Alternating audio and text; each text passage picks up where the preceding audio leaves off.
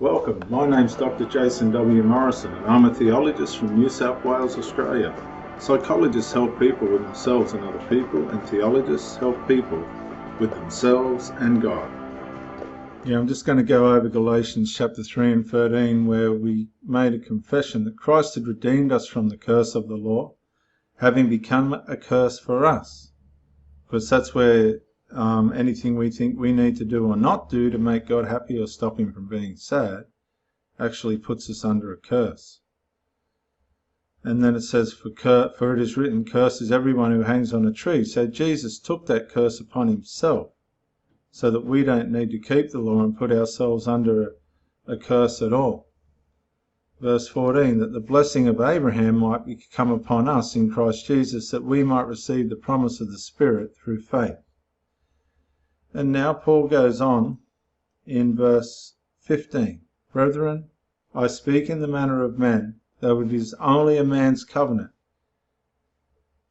Yet if it is confirmed, no one annuls or add to it. Now to Abraham and his seed, that's us, were the promises made.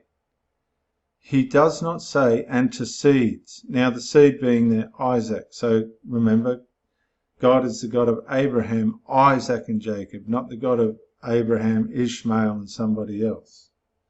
And that's what a lot of the contention is in the Middle East, but we won't go there because I don't know enough about all that, to be honest. There I am transparent, I'm honest. I don't know enough about all that. So now to Abraham and his seed, Isaac, were the promises made. He does not say, and to seeds, as of many, but as of one seed, and to your seed, who is Christ. Okay, who came down through the lineage of Abraham, Isaac and Jacob and so on. And you can read those in Luke and Matthew, those lineages.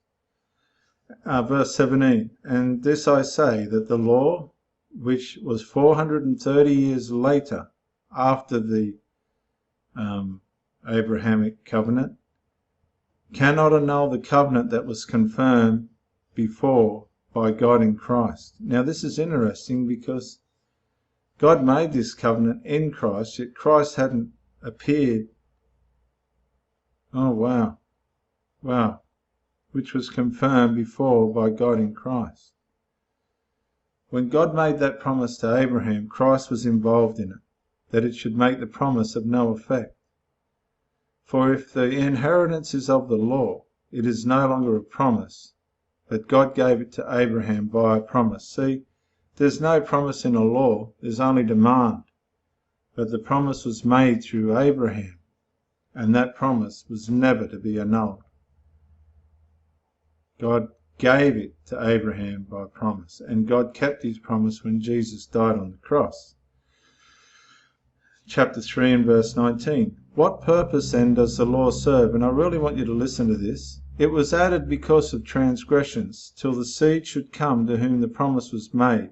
And it was appointed through angels by the hand of a mediator. Now a mediator does not mediate for only one, but God is one. So it's a hard one, but what it's basically saying is the law was given for a reason. And it was given for the reason to make people sinful. And when Jesus came, the sinfulness that the law and the evilness that the law made into those Jews that were trying to keep the law made them so wickedly and viciously evil, they crucified God himself. They couldn't recognize God himself in the flesh. But that was part of God's plan, and this is why we need to have some understanding about the Jews.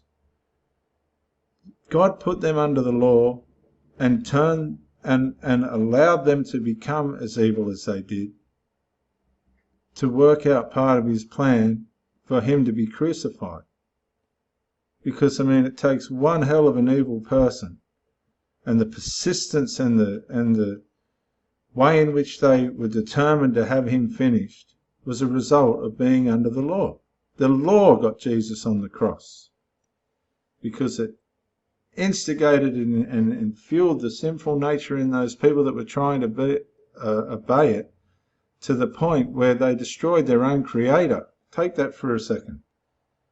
The law was given so that the Jews would destroy their own creator. Why? Because God was responsible for sin. He took accountability for our sin because he allowed it. What a controversial way to end that talk. I'll see you on the next talk. Yeah, Dr. Jason, Morrison Theologist again. I just want to say thank you for watching the videos, and I hope you got plenty of self-rediscovery and freedom out of it.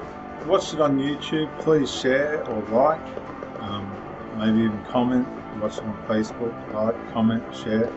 But most of all, get out and live. This isn't a rehearsal. You've got a one-off life. Don't let your loyalty and your faithfulness blind you to the life that you should be experiencing. Till the next video, thank you for watching, and bye for now.